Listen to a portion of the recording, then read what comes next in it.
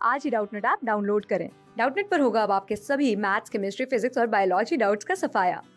बस अपने क्वेश्चन की फोटो खींचो, उसे क्रॉप करो और तुरंत वीडियो सोल्यूशन पाओ। Download now. हेलो एवरीवन, हम वही चैप्टर कंटिन्यू करें जिसका नाम है 12 बैलेंस एंड एरर्स।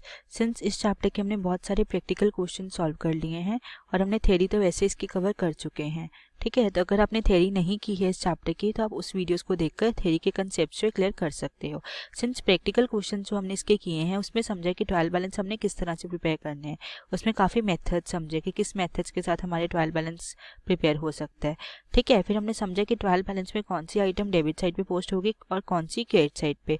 वो मैंने आपको लॉजिकल रीजन के साथ अच्छे समझाई है कि अगर ये डेबिट साइड पे पोस्ट हो रही है तो क्यों हो रही है, क्रेडिट साइड पे पोस्ट हो रही है तो क्यों हो रही है। इसके लगते हैं हमारे 3 गोल्डन रूल्स, ठीक है। इसमें कौन से लगते हैं, 3 गोल्डन रूल्स लगते हैं।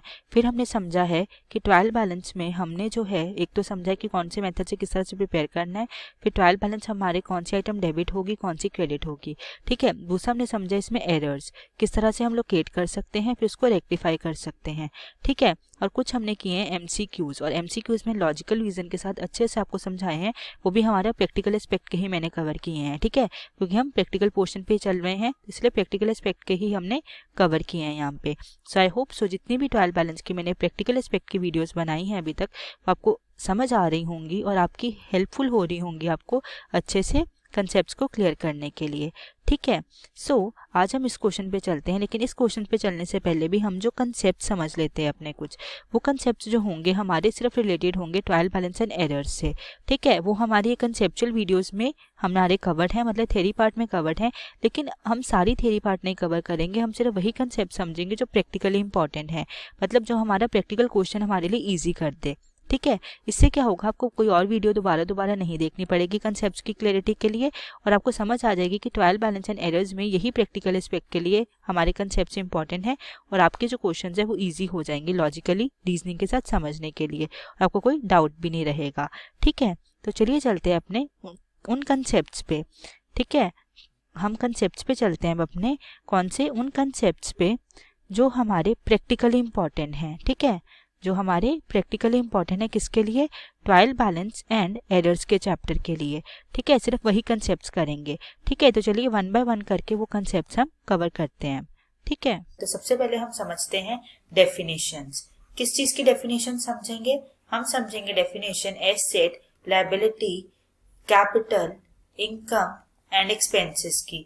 इससे क्या होगा, इससे हमारी क्लैरिटी होगी कि एसेट्स क्या होते हैं, लायबिलिटी क्या होती है, कैपिटल क्या होती है, इनकम क्या होती है, एक्सपेंसेस क्या होते हैं।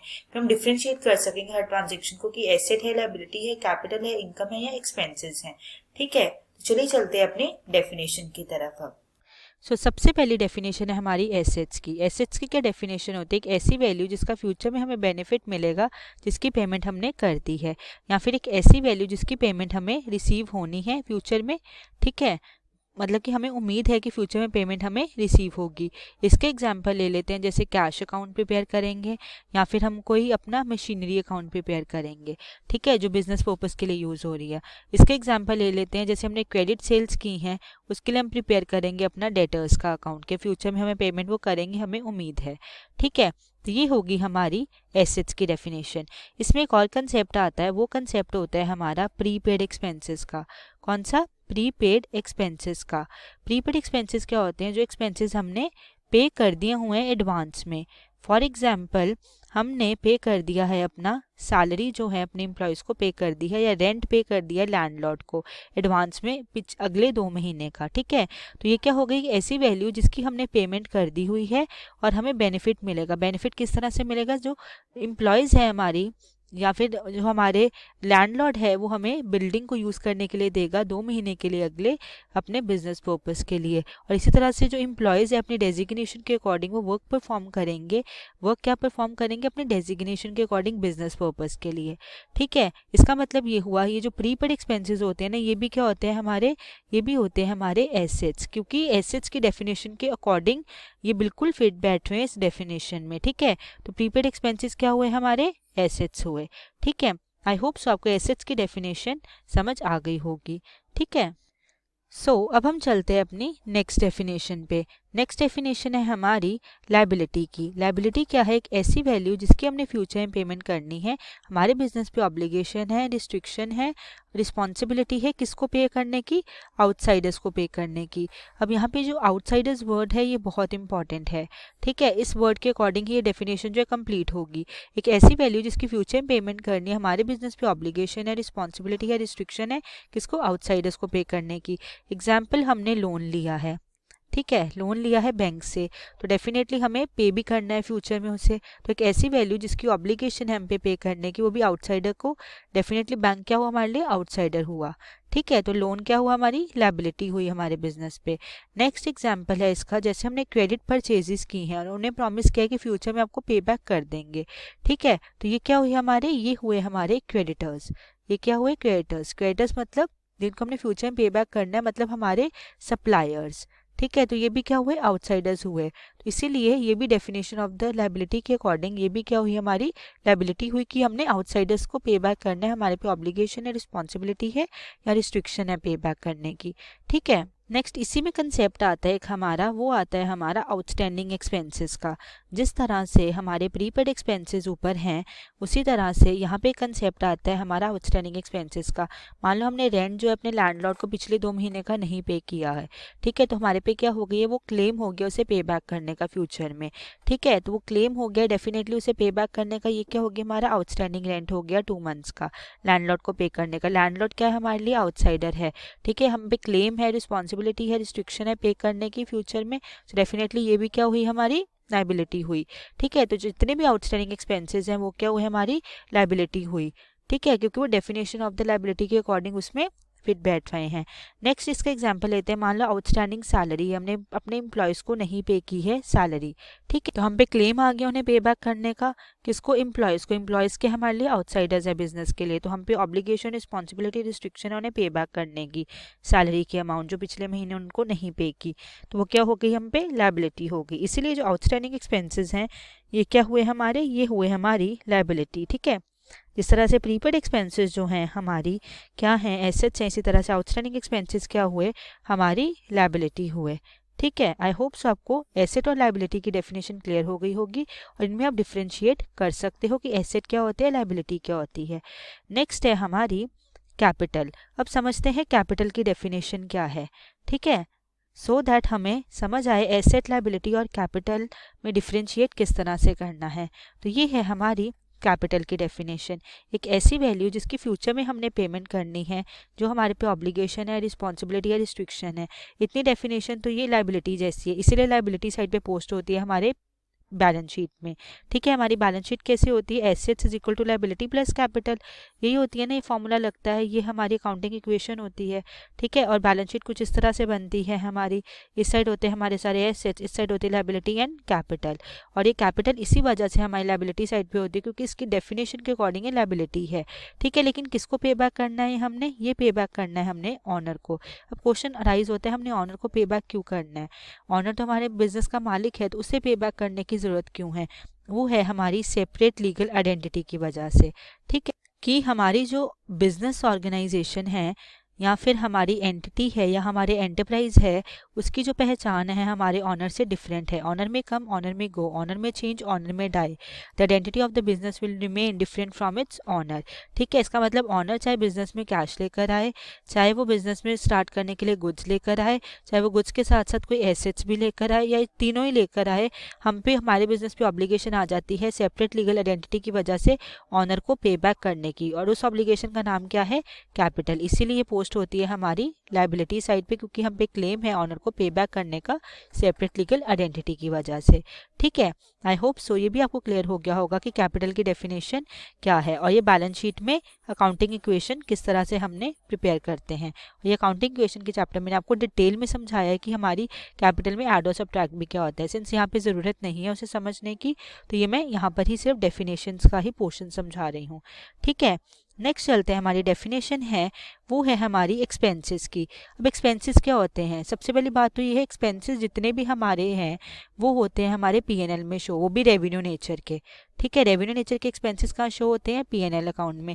और कैपिटल नेचर के एक्सपेंडिचर जो होते हैं वो शो होते हैं हमारी बैलेंस शीट में। ये मैंने आपको स्टार्टिंग ऑफ द कंसेप्ट जब कराए थे बेसिक्स ऑफ अकाउंटिंग तब समझाया था कि रेवेन्यू नेचर के सारे हमारे पीएनएल में शो होते हैं और कैपिटल नेचर के एक्सपेंसेस जो हैं वो हमारी बैलेंस शीट में शो होते हैं। ठीक है, अब एक्सपेंसेस होते क्या है? एक ऐसी वैल्यू जिसके लिए हमने पेमेंट कर दी हुई है, ठीक है, और उसकी जो है हम बेनिफिट अब ले रहे हैं। ठीक है, फॉर एग्जांपल हमने एम्प्लॉयज़ को सैलरी पे कर दी है। ठीक है, सैलरी जो है हमने पे कर दी है, तो बेनिफिट क्या ले रहे हो? अपनी डेजिग्नेशन के अकॉर्डिंग हमारे बिजनेस के लिए वर्क परफॉर्म कर रहे हैं। ठीक है, फॉर एग्जाम्पल हमने वेजेस पे कर दी अपने लेबरर्स को, वो अपने वर्क के अकॉर्डिंग, वर्क अलॉटेड के अकॉर्डिंग वो वर्क परफॉर्म कर रहे हैं। ठीक है, तो ये क्या हमें बेनिफिट प्रोवाइड कर रहे हैं? तो ये बेनिफिट जो है हमें प्रोवाइड करते हैं जिनकी हमने पेमेंट कर दी हुई है, जिस वैल्यू की पेमेंट हमने कर दी है, चाहे वो सैलरी है, चाहे वो वेजेस है, चाहे वो हमारे कोई एडवर्टाइजमेंट एक्सपेंसेस हैं, चाहे वो हमारे कोई भी स्टेशनरी एक्सपेंसेस हैं। मतलब जितने भी एक्सपेंसेस हैं वो हमारे, वो क्या होते हैं? एक ऐसी वैल्यू जिसकी पेमेंट हम कर चुके हैं, या इरिस्पेक्टिव ऑफ द पेमेंट जो हमें बेनिफिट प्रोवाइड करेंगे। ठीक है, जैसे सैलरी पे की है तो डेफिनेटली वो डेजिग्नेशन के अकॉर्डिंग वर्क परफॉर्म करेंगे। ठीक है, नेक्स्ट कंसेप्ट है हमारा इसी तरह से इनकम का। वो है हमारा कि इनकम क्या, इनकम की डेफिनेशन क्या होती है? इनकम भी इसी तरह से रेवेन्यू नेचर की भी हो सकती है और कैपिटल नेचर की भी हो सकती है। जो रेवेन्यू नेचर की इनकम्स होती हैं हमारी, वो होती है हमारे पीएनएल में शो, और जो भी कैपिटल नेचर की होती हैं वो होती है हमारी बैलेंस शीट में शो। इसका मतलब है जितनी भी रेवेन्यू नेचर की आइटम्स हैं, चाहे वो हमारे एक्सपेंसेस है, चाहे वो हमारी इनकम है, वो कहाँ पर शो होंगी? वो होंगी हमारी पीएनएल में शो। इसी तरह से कैपिटल नेचर के जितने भी एक्सपेंसेस या इनकम है वो कहाँ शो होंगे? वो होंगे हमारी बैलेंस शीट में शो। इनकम को हम रिसीट्स भी बोलते हैं। ठीक है, तो एक्सपेंसेस या इनकम और रिसीट्स हमारी रेवेन्यू नेचर की होंगी, वो होंगी पीएनएल में। इसी तरह से हमारी एक्सपेंसेस या फिर इनकम और ये जो रिसीट्स हैं कैपिटल नेचर की होंगी, वो होंगी हमारी बैलेंस शीट में। अब ये क्या है? एक ऐसी वैल्यू जिसके लिए वर्क परफॉर्म करना है, इरिस्पेक्टिव ऑफ द फैक्ट उसकी हमें पेमेंट मिली है या नहीं मिली है, लेकिन हम पे ऑब्लिगेशन है वो वर्क परफॉर्म करने की। ठीक है, मान लो हमें कोई वर्क अलॉटेड है, ठीक है, उसके लिए हमें कमीशन रिसीव होगी। ठीक है, डेफिनेटली वो वर्क परफॉर्म करेंगे तभी वो कमीशन हमें रिसीव्ड होगी। ठीक है, इसका मतलब ये हुआ कि वर्क परफॉर्म करने की हम पे ऑब्लिगेशन है, तभी जो है पेमेंट हमें रिसीव होगी। एक ऐसी वैल्यू होती है, वो होती है हमारी income, irrespective of the fact कि हमें पेमेंट उसकी रिसीव हुई है या नहीं हुई है, लेकिन हम पे ऑब्लिगेशन है, हम पे क्लेम है वो वर्क परफॉर्म करने का। ठीक है, जैसे कोई ट्यूशन फीस हमें मिलेगी, हम टीचर हैं तो हमें ट्यूशन फी मिलेगी, कब मिलेगी? जब हम वर्क परफॉर्म करेंगे। क्या वर्क परफॉर्म करेंगे? जो स्टूडेंट्स हैं उनको प्रॉपर गाइडेंस के थ्रू पढ़ाएंगे, तभी हमें वो ट्यूशन फीस मिलेगी। ये क्या है? हमारी इनकम है, लेकिन हम पे ऑब्लिगेशन या रिस्ट्रिक्शन या फिर हम पे क्लेम है वो वर्क परफॉर्म करने का। ठीक है, तो आई होप सो आपको अब एक्सपेंसेस और इनकम में भी डिफरेंस जो है वो समझ आ गया होगा कि क्या डिफरेंस है। ठीक है, तो ये सारी जितनी भी डेफिनेशंस मैंने अभी तक आपको कराई हैं, आई होप सो आपको इन डिटेल लॉजिकल रीजन के साथ समझ आई होंगी उनके मीनिंग्स। इन मीनिंग्स को समझना इसलिए ज़रूरी था क्योंकि हमें पता चलेगा कि हमने जो ट्रायल बैलेंस प्रिपेयर करना है उसमें किस चीज़ का इफेक्ट दिखा रहे हैं। हम एक एसेट का दिखा रहे हैं, एक लायबिलिटी का दिखा रहे हैं, इनकम का दिखा रहे हैं, एक्सपेंस का दिखा रहे हैं, कैपिटल का दिखा रहे हैं। ठीक है, और ये इसलिए भी इंपॉर्टेंट है कि हम डिफ्रेंशिएट कर सकेंगे। अब रूल्स के अकॉर्डिंग आपको ज़्यादा अच्छे समझ आएगा कि क्यों ये इंपॉर्टेंट थी डेफिनेशन समझनी। तो चलिए चलते हैं अपने 3 गोल्डन रूल्स पे अब, जो इम्पॉर्टेंट है हमारे ट्रायल बैलेंस को प्रिपेयर करने के लिए, या अकाउंटिंग प्रिंसिपल्स या फिर अकाउंटिंग के बेसिस पे वो 3 गोल्डन रूल्स है अकाउंट्स के। ठीक है, तो 3 गोल्डन रूल्स ऑफ अकाउंट्स को रिवाइज करते हैं। सो पहला रूल है हमारा debit what comes in and credit what goes out. ठीक है, सेकंड रूल है हमारा debit the receiver and credit the giver.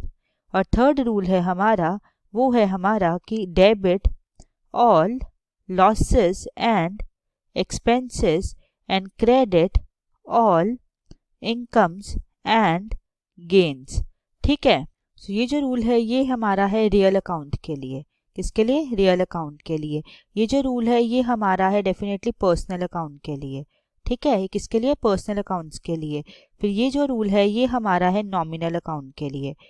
तो अब समझते हैं यहाँ पर कि रियल अकाउंट का एग्जाम्पल क्या है। रियल अकाउंट का एग्जाम्पल है जैसे फर्नीचर एंड फिक्चर्स। ठीक है, या फिर कोई मशीनरी जो एसेट हमने परचेज किया अपने बिजनेस के लिए, और एसेट की डेफिनेशन आपको पहले प्रोवाइड कर चुकी हूँ। ठीक है, या फिर हमारे पर्सनल अकाउंट है, जैसे हमारे क्रेडिटर्स हो गए, हमारे डेटर्स हो गए। जैसे क्रेडिटर है कोई राम, क्रेडिटर कौन होते हैं, जिनसे हमने क्रेडिट परचेजेस की होती हैं, डेटर्स जिनको हमने क्रेडिट सेल्स की होती हैं। ठीक है, ये हो गया हमारा श्याम। ठीक है, मान लो। या फिर नॉमिनल अकाउंट होते हैं सारे पीएनएल के या ट्रेडिंग एंड पीएनएल के अकाउंट। उन पे कौन सा रूल लगता है, ये वाला रूल।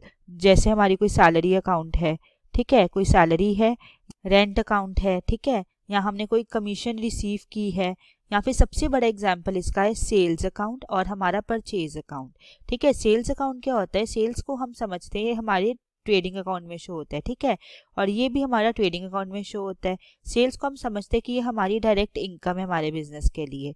क्यों, क्योंकि हम उन्हीं गुड्स को सेल कर रहे हैं जो हम रेगुलर बेसिस पे जिनमें डील करते हैं। ठीक है, और ये क्या हमारी परचेजेस, ये हमारी होती हैं डायरेक्ट एक्सपेंसेस। ठीक है, जिनको हम परचेजेस करते हैं जिन गुड्स को जिनमें हमने डील करना होता है, इसलिए होती है डायरेक्ट एक्सपेंसेस। उन पे ये रूल लगता है। ठीक है, तो 3 गोल्डन रूल्स बहुत इंपॉर्टेंट है। ये जो पहला रूल है, debit what comes in, credit what goes out, and debit the receiver and credit giver, ये जो 2 रूल्स हैं ये हमारे एसेट्स प्लस लायबिलिटी के लिए लगते हैं, प्लस कैपिटल के लिए लगते हैं। ठीक है, मतलब कि ये रूल लगते हैं हमारी बैलेंस शीट के लिए। और ये जो थर्ड रूल है, debit all losses and expenses and credit all incomes and gains वाला, ये जो रूल है ये हमारा लगता है ट्रेडिंग एंड पीएनएल अकाउंट के लिए। अब समझ आई कि हमें ये रूल्स इंपॉर्टेंट क्यों है समझने। ट्रायल बैलेंस इसी बेसिस पे बनेगा। और एक बहुत इंपॉर्टेंट बात है, जब भी हम ट्रायल बैलेंस बनाते हैं, याद है आपको, मैंने आपको समझाया था, सबसे पहले हम सब्सिडरी बुक्स बनाते हैं। सब्सिडरी बुक से हम जाते हैं लेजर्स प्रिपेयर करते हैं। ठीक है, लेजर्स प्रिपेयर करने के बाद फिर हम उसके बाद क्या करते हैं, ट्रायल बैलेंस प्रिपेयर करते हैं इन लेजर्स से थ्रू। ये फिर ट्रायल बैलेंस हमें हेल्प करता है हमारी फाइनेंशियल स्टेटमेंट्स को प्रिपेयर करने में, जिसमें सबसे पहले होती है ट्रेडिंग एंड पीएनएल अकाउंट। ठीक है, और इसमें क्या मैंने बताया था, सारी रेवेन्यू नेचर की आइटम्स आती हैं, और मैं रेवेन्यू नेचर की आपको समझा चुकी हूँ इन डिटेल कंसेप्ट्स में। अगर आपको रिवाइज करना है वहां से कर सकते हो। रेवेन्यू नेचर के एग्जांपल जैसे सैलरी हो गई, जैसे रेंट हो गया, ठीक है, जैसे कोई कमीशन रिसीव हो गई या कमीशन पेड हो गई, ये सारी ट्रायल बैलेंस में से हमारी ट्रेडिंग एंड पीएनएल में रेवेन्यू नेचर की आइटम्स आती हैं, चाहे वो हमारे एक्सपेंसेस हो चाहे वो हमारी इनकम हो। ठीक है, नेक्स्ट फिर उसके बाद हम शो करते हैं अपनी बैलेंस शीट बनाते हैं। बैलेंस शीट में सबसे पहले तो हम कैरी फॉरवर्ड करते हैं यहाँ से ट्रेडिंग एंड पीएनएल अकाउंट से नेट प्रॉफिट या फिर नेट लॉस। इसलिए हमें पहले ट्रायल बैलेंस से ट्रेडिंग एंड पीएनएल अकाउंट बनाना पड़ता है। ठीक है, तो ये हम ट्रांसफर करने के बाद इसमें सारी डेफिनेटली इसमें कैपिटल नेचर की आइटम शो करते हैं। कौन सी नेचर की, कैपिटल नेचर की आइटम शो करते हैं, वो भी ट्रायल बैलेंस में से। कैपिटल नेचर की हो गई, जैसे हमारे एसेट्स हो गए कोई, जैसे एसेट्स में प्लांट एंड मशीनरी, डेटर्स हमारे, डेफिनेटली फिर हमारी कोई मशीनरी या फिर हमारी कोई फर्नीचर है, कुछ भी कैश है, ठीक है, वो हमारे एसेट्स हो गए। फिर लाइबिलिटीज आ गई सारी, जैसे क्रेडिटर्स है, कोई लोन लिया है बैंक से वो है, कोई फाइनेंशियल इंस्टीट्यूशन से लोन लिया है वो लिखा। ठीक है, फिर हमारी कैपिटल जो हम पे ऑब्लिगेशन है पे बैक करने की ऑनर को, ठीक है, वो शो करते हैं। वो सारी कैपिटल नेचर की आइटम शो करते हैं, इसका मतलब हम अपने बैलेंस शीट में। ठीक है, इसीलिए कहा जाता है जो हमारा ट्रायल बैलेंस है वो होना चाहिए एरिथमेटिकली एक्यूरेट। क्या होना चाहिए, एरिथमेटिकली एक्यूरेट। इसमें एरर्स को हमें लोकेट करना आना चाहिए। अगर कोई एरर हमसे हो गया है बाय मिस्टेक तो हमें वो लोकेट करना आना चाहिए। और थर्ड इसका इंपॉर्टेंस है कि हमारी फाइनेंशियल स्टेटमेंट्स जो हैं तभी ट्रू एंड फेयर बनेंगी। ठीक है, हमारी ट्रेडिंग एंड पीएनएल अकाउंट तभी ट्रू एंड फेयर हमें डेफिनेटली प्रिपेयर होंगी जब हमारा ट्रायल बैलेंस सही है। और हमारी बैलेंस शीट भी ट्रू एंड फेयर तभी बनेंगी, मतलब ट्रू एंड फेयर का मतलब है इसकी फाइनेंशियल पोजीशन हमें बिजनेस की ट्रू एंड फेयर तभी समझ आएगी जब हमारी बैलेंस शीट जो है वो ट्रू एंड फेयर होगी। और मान लो हमारी बैलेंस शीट होती है ये, ठीक है, ये हमारी बैलेंस शीट होती है, इधर कैपिटल प्लस हमारी लायबिलिटीज होती है, इधर एसेट्स होते हैं। इसका एक रूल है, इसके एक अकाउंटिंग इक्वेशन है, assets is equal to liability plus capital. ठीक है, अगर हमें एसेट्स भी प्रोवाइडेड है, कैपिटल भी प्रोवाइडेड है, लायबिलिटी भी प्रोवाइडेड है, तब हमारी ये अकाउंटिंग इक्वेशन इक्वल आनी चाहिए। मतलब हमारा कोई भी इसमें बैलेंसिंग फिगर नहीं आनी चाहिए बैलेंस शीट में। मान लो अगर बैलेंस शीट में हमारी बैलेंसिंग फिगर आ जाती है, इसका मतलब हमने कोई एरर किया है। क्या किया है, हमने एरर किया है कोई, या हमने कोई मिस्टेक की है ट्रायल बैलेंस को प्रिपेयर करने में या फिर अपनी कोई फाइनेंशियल स्टेटमेंट को प्रिपेयर करने में। ठीक है, इसलिए ट्रायल बैलेंस का बहुत रेलेवेंस है फाइनेंशियल स्टेटमेंट बनाने के लिए। और मैंने बताया था फाइनेंशियल स्टेटमेंट क्या होती है, हमारी लैंग्वेज होती है of business, language of business होती है कि इसी के थ्रू जो होते हैं हमारे यूजर्स चाहे वो एक्सटर्नल हो चाहे वो इंटरनल हो, वो सारे डिसीजंस लेते हैं। डिसीजंस तभी ट्रू एंड फेयर होंगे या फिर डिसीजन तभी इफेक्टिव डिसीजन माने जाएंगे जब हमारी ये लैंग्वेज ऑफ बिजनेस और फाइनेंशियल स्टेटमेंट जो है ट्रू एंड फेयर होंगी। ठीक है, इसीलिए ये बहुत इंपॉर्टेंट है कि हमारा ट्रायल बैलेंस बिल्कुल सही होना चाहिए। बेस ही अगर सही होगा तो हमारी फाइनेंशियल स्टेटमेंट्स सही प्रिपेयर होंगी। ठीक है, आई होप सो आपको बेसिक 3 रूल्स समझ आ गए होंगे, आपको समझ आ गया होगा कि ट्रायल बैलेंस की क्या इंपॉर्टेंस है, प्रैक्टिकली क्यों हमें करेक्ट बनाना है। ठीक है, अब चलते हैं हम अपने एरर्स की तरफ। एरर्स को समझते हैं, किन किन तरह के एरर्स होते हैं। पहला हमारा एरर होता है एरर ऑफ प्रिंसिपल। कौन सा? Error of principle. ये वाला एरर जो होता है इसमें कोई हमने मिस्टेक नहीं की होती है, इसमें मिस्टेक हमने कोई रॉन्ग कैलकुलेशन मिस्टेक नहीं होती है, रॉन्ग फिगर नहीं अलाउ की होती है, डेबिट क्रेडिट रॉन्ग नहीं किया होता है, हमने प्रिंसिपल में मतलब जो अकाउंटिंग प्रिंसिपल्स है ना हमारे, हमने उसमें मिस्टेक की होती है। ठीक है, मान लो कोई रेवेन्यू नेचर की आइटम है, हमने वो बैलेंस शीट में शो कर दी है, मतलब कैपिटल नेचर की शो कर दी है, या फिर हमारी कैपिटल नेचर की आइटम है, हमने पीएनएल में शो कर दी है, मतलब रेवेन्यू नेचर में शो कर दी है। ठीक है, यही होते हैं हमारे बेसिक एरर्स ऑफ प्रिंसिपल। अगर ये एरर्स हमने गलती से कर दिए, ये हमारे इफेक्ट फाइनेंशियल स्टेटमेंट में डेफिनेटली डालेंगे कि हमने प्रिंसिपल के अकॉर्डिंग नहीं प्रिपेयर किया, लेकिन एरिथमेटिकल मिस्टेक नहीं फाइंड आउट कर पाएंगे क्योंकि कोई मिस्टेक वैसी हमने की नहीं है। ठीक है, ना ही डेबिट क्रेडिट में कोई मिस्टेक की है, डेफिनेटली हमने प्रिंसिपल में मिस्टेक की है कि रेवेन्यू नेचर की आइटम हमने बैलेंस शीट में शो कर दी है या कैपिटल नेचर की आइटम हमने पीएनएल में शो कर दी है। इन दोनों में डिफ्रेंशिएट करना बहुत इंपॉर्टेंट है। अगर मान लो हमने कोई रेवेन्यू नेचर की आइटम है वो हमने बैलेंस शीट में शो कर दिए, तो हमारे जो प्रॉफिट एंड लॉस में जो हमारा नेट प्रॉफिट या नेट लॉस आएगा वो गलत अमाउंट शो करेगा हमें। ठीक है, वो रॉन्ग अमाउंट होगी, वो करेक्ट नहीं होगी। अरिथमेटिकली तो वो करेक्ट आएगी जो हमने कैलकुलेशंस की हैं, क्योंकि हमने कैलकुलेशन मिस्टेक तो कोई की नहीं है, लेकिन प्रिंसिपल्स के according net profit net loss हमारा गलत होगा। ठीक है, आई होप आपको समझ आ गया होगा एरर ऑफ प्रिंसिपल क्या होता है। ठीक है, सेकेंड हमारा यहाँ पे एरर होगा एरर ऑफ ओमिशन। अब आपको एरर ऑफ ओमिशन से समझ आता होगा, ये वो वाला एरर होता है कि हमने कोई ओमिट कर दिया एंट्री, मान लो। ठीक है, कई बार क्या होता है पार्शियली ओमिट की होती है, यहाँ पे हम पार्शियली भी ओमिट कर सकते हैं या फुली भी ओमिट कर सकते हैं। 2 तरह की ओमिशन होते हैं हमारे।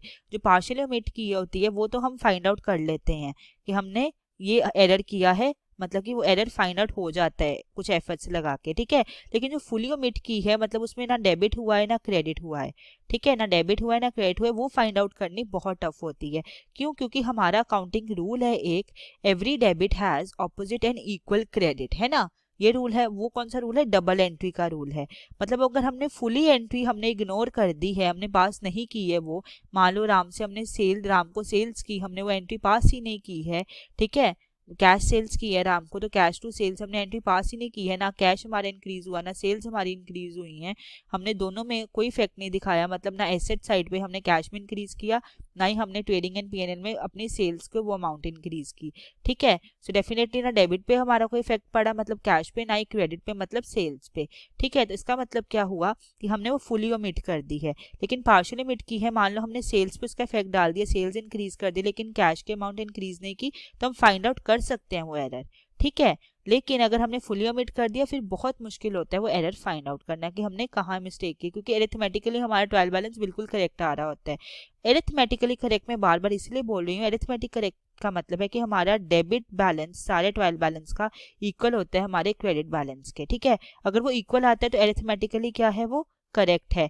और अगर हमारा डेबिट बैलेंस ट्रायल बैलेंस का इक्वल नहीं आता है, मान लो क्रेडिट बैलेंस के, तो वो हमने एरिथमेटिकल कोई मिस्टेक की है या एरर किया है। ठीक है, आई होप सबको समझ आ गई होगी। अब एरिथमेटिकल एक्यूरेसी का मतलब क्या होता है? एरिथमेटिकल एक्यूरेसी का मतलब ट्रायल बैलेंस में ये होता है कि डेबिट साइड हमारी टोटल इक्वल आती है क्रेडिट साइड के। ठीक है, और अगर मान लो नहीं इक्वल आती है तो हमने एरिथमेटिकल कोई मिस्टेक किया या एरर किया है। ठीक है, आई होप सो ये 2 एरर्स भी आपको समझ आ गए होंगे। इसमें एरिथमेटिकल मिस्टेक नहीं होती है प्रिंसिपल्स में, डेफिनेटली हमने प्रिंसिपल में कोई मिस्टेक की होती है। मान लो रेवेन्यू नेचर की आइटम हमने कैपिटल नेचर में शो कर दी या कैपिटल नेचर की रेवेन्यू नेचर में। ठीक है, एरर ऑफ ओमिशन में भी कई बार जब फुली हमारा डेफिनेटली हमने कोई मिस्टेक की है, फुली हमने कोई एंट्री नहीं पास की है डबल एंट्री सिस्टम से, सो डेफिनेटली वो मिस्टेक को फाइंड आउट करना डिफिकल्ट होता है, लेकिन फाइंड आउट कर सकते हैं अपने वाउचर्स से जो हमें सेल परचेज के हमने प्रोवाइड किए होते हैं। ठीक है, और दूसरा होता है पार्शियली हम, वो तो हमारी थोड़ी फाइंड आउट कर सकते हैं आराम से कि हमने पार्शियली ये मिस्टेक की है। ठीक है, अब चलते हैं अपने नेक्स्ट एरर पे। नेक्स्ट एरर होता है, मान लो थर्ड हमारा एरर है एरर ऑफ कमीशन। ये कौन सा होता है? Error of commission. Error of commission में क्या होता है कि हमने जो है रॉन्ग अमाउंट से डेबिट और क्रेडिट कर दिया होता है। रॉन्ग अमाउंट हमने डेफिनेटली उसको डेबिट और क्रेडिट कर दिया होता है। इसमें भी हमें फाइंड आउट नहीं कर सकते। मान लो हमारी अमाउंट थी 240 की, हमने डेबिट और क्रेडिट करनी थी कोई एंट्री, ठीक है, हमने 420 से डेबिट और क्रेडिट कर दी। ट्रायल बैलेंस तो एरिथमेटिकली एक्यूरेट आ गया, मतलब हमारी क्रेडिट साइड इक्वल हो गई है डेबिट साइड की, क्योंकि दोनों ही 420 से रिकॉर्ड की हैं। लेकिन हमने एक मिस्टेक की है, वो रॉन्ग अमाउंट की। डेफिनेटली 240 से हमने, मान लो राम का अकाउंट हमने जो परचेजेस किए हैं उससे उसको शो करना था, ठीक है, तो वो 240 की बजाय हमने 420 की अमाउंट शो कर दी, ठीक है। तो ये क्या होगी? हमारी एरर ऑफ कमीशन हो गई, ठीक है। तो इसका भी हमें ध्यान रखना होता है कि हम एरर ऑफ कमीशन ना कर दें। फोर्थ हमारा एरर होता है कंपनसेटिंग एरर। नाम से ही आपको समझ आ जाएगा कि कंपनसेटिंग एरर होता है कि दो एरर्स को मिला के कंपनसेट कर दिया उसके इफेक्ट को, और हमें शो नहीं हो रहा कि ये एरर हुआ है। मतलब एरिथमेटिकली हमारी जो है करेक्ट आ रही है, हमारी ट्रायल बैलेंस एरिथमेटिकली एक्यूरेट आ रही है, मतलब क्रेडिट साइड इक्वल आ रही है डेबिट साइड के, लेकिन हमारी कंपनसेटिंग एरर हुआ है। मान लो कोई अमाउंट हमने 50 अमाउंट से डेबिट करनी थी, ठीक है, लेकिन हमने 500 की अमाउंट से वो डेबिट कर दिया।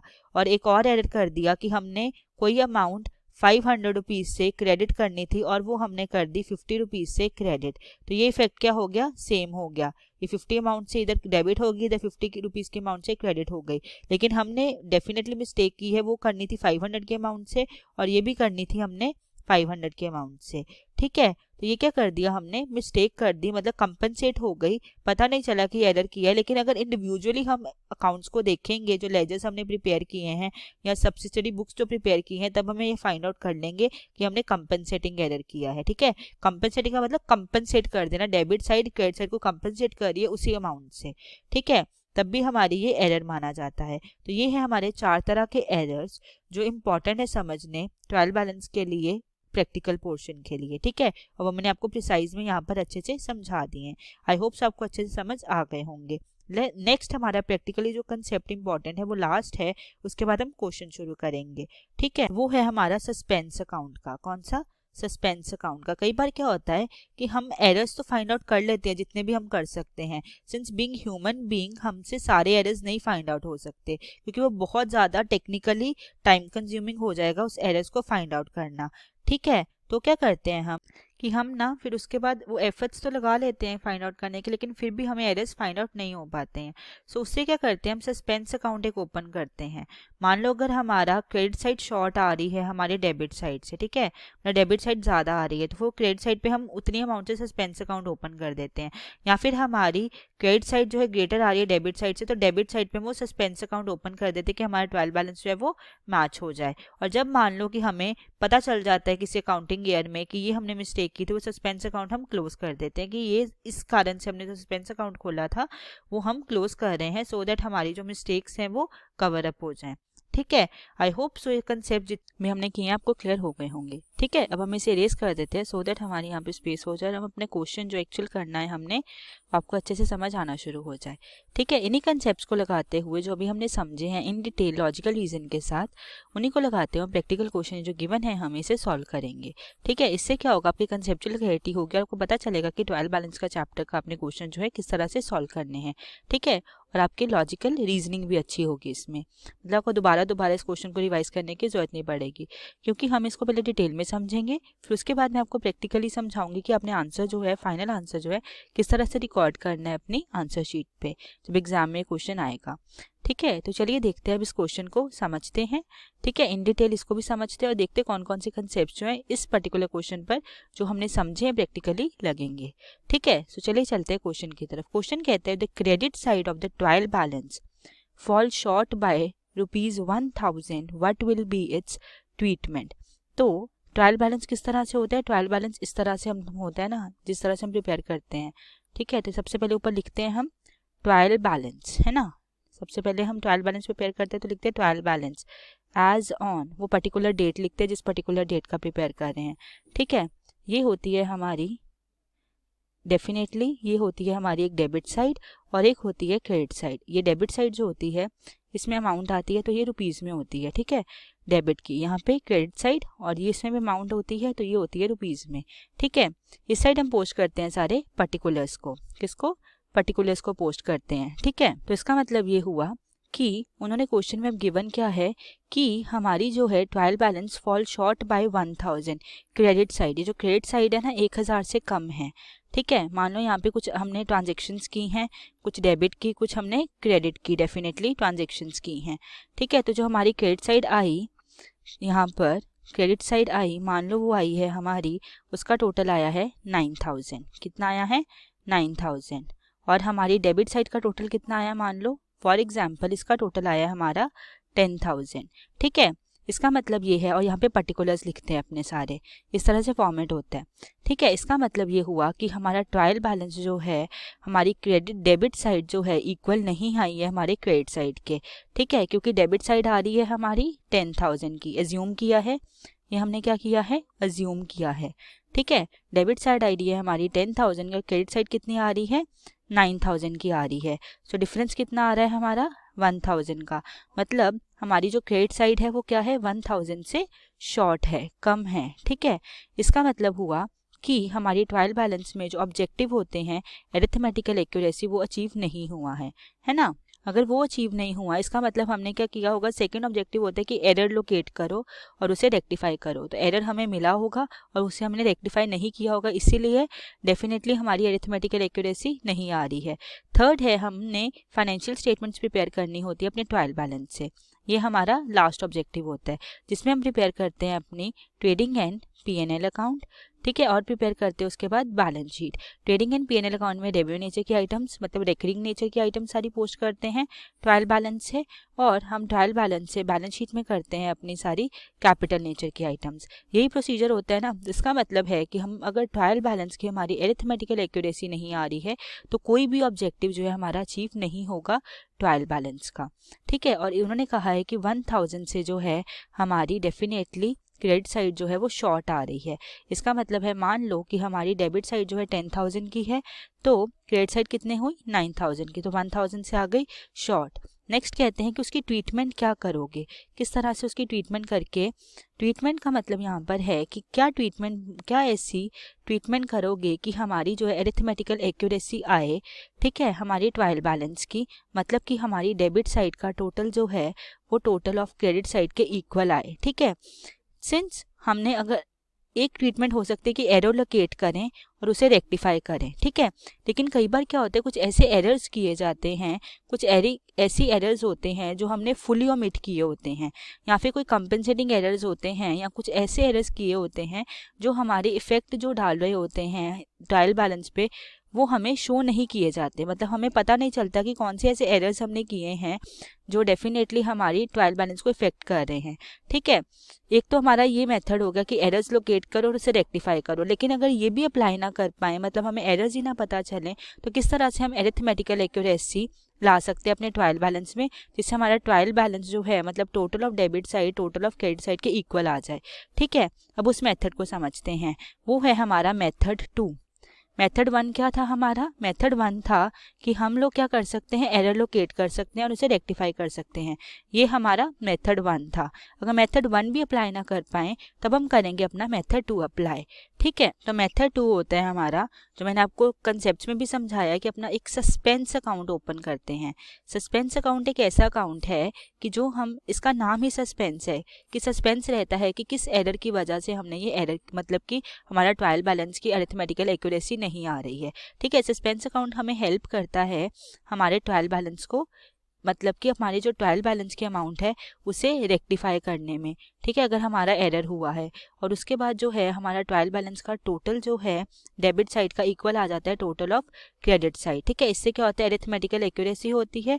और सिंस इतना बड़ा बिजनेस हम रन कर रहे हैं, कोई ना कोई ऐसा एरर होता है जो हमसे मतलब कि हमें फाइंड आउट नहीं कर पाते हैं, ठीक है। उसके लिए हमें सस्पेंस अकाउंट ओपन करना पड़ता है। सस्पेंस अकाउंट ओपन करके हम अपने ट्रायल बैलेंस की अरिथमेटिकल एक्यूरेसी इक्वल कर सकते हैं, मतलब total of debit side total of credit side के बराबर हम कर सकते हैं। इससे क्या होगा, अगर अरिथमेटिकल एक्यूरेसी होगी तो हमारे जो एरर्स, तो डेफिनेटली जो सेकेंड ऑब्जेक्टिव है फिर हमें फाइंड आउट करने की ज़रूरत नहीं पड़ेगी। थर्ड, हम अपनी फाइनेंशियल स्टेटमेंट इससे प्रिपेयर कर सकते हैं।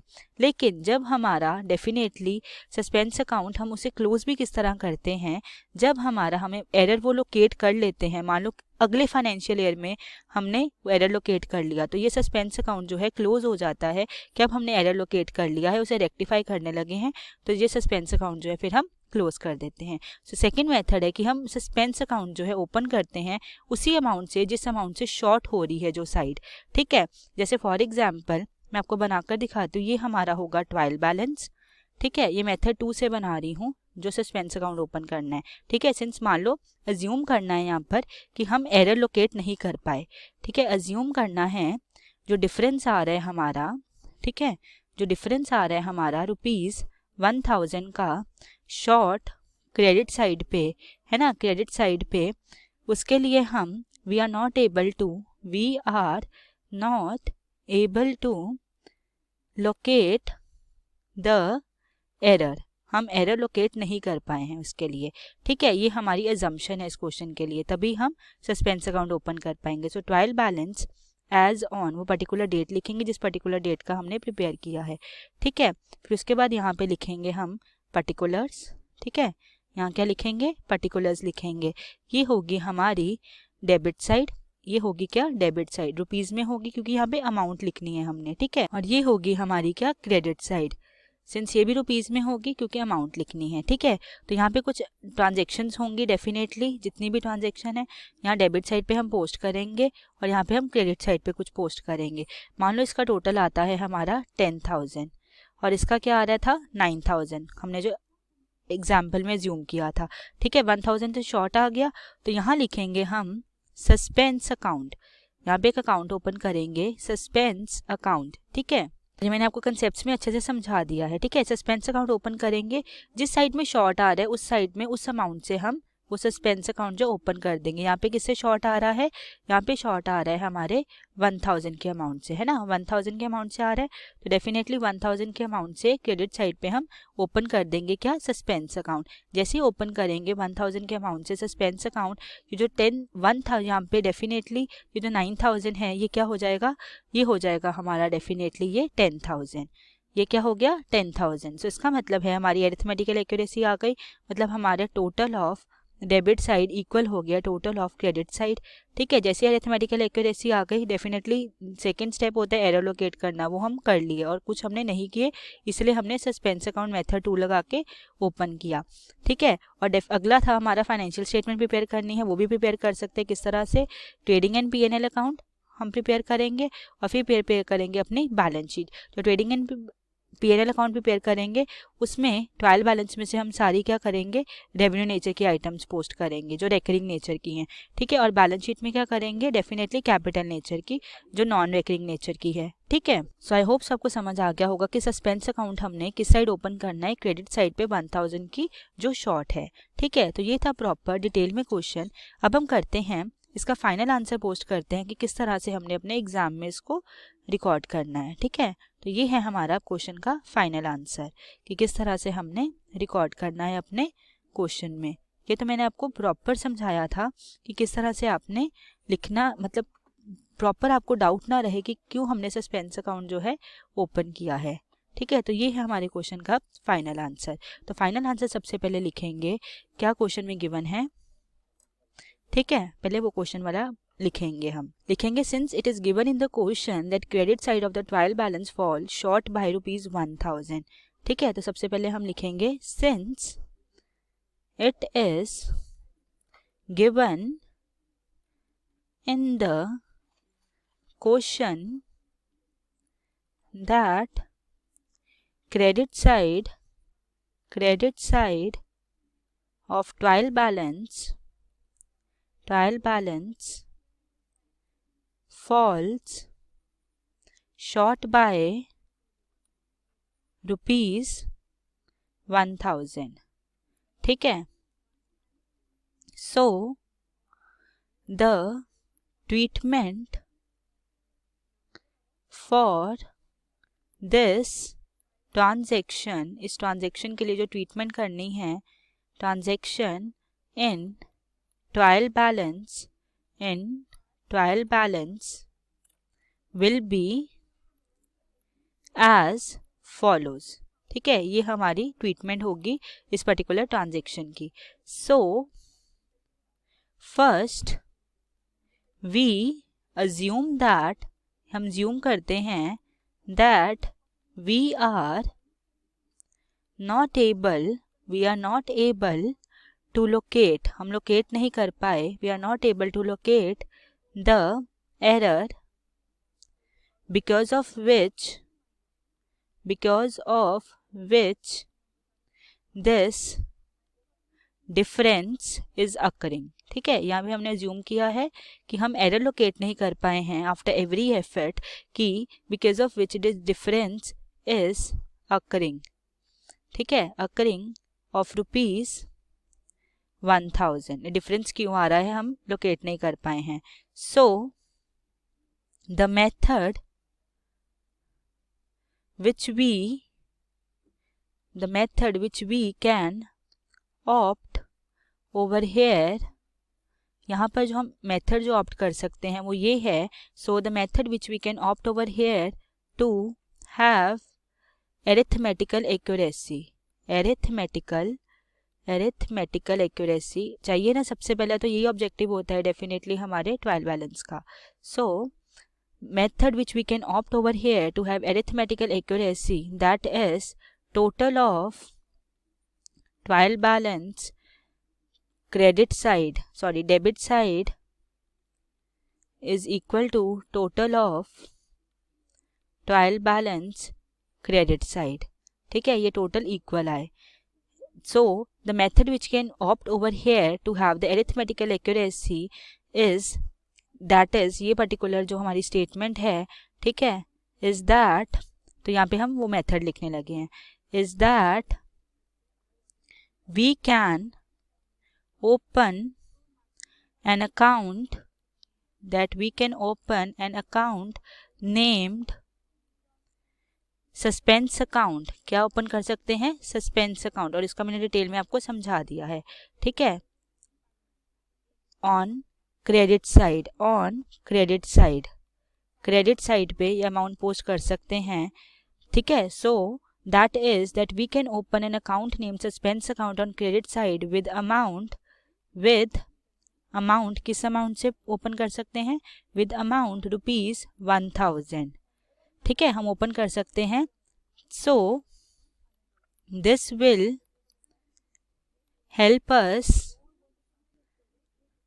to make total of debit side equal to the total of credit side of trial balance. ठीक है, तो क्या ओपन कर सकते हैं हम, डेफिनेटली ओपन कर सकते हैं suspense account on credit side जो रुपीज़ है 1000 से, इससे क्या होगा, हमारी टोटल जो है इक्वल आ जाएगी। ठीक है, जो हमारी अरिथमेटिकल एक्यूरेसी चाहिए थी हमें वो आ जाएगी।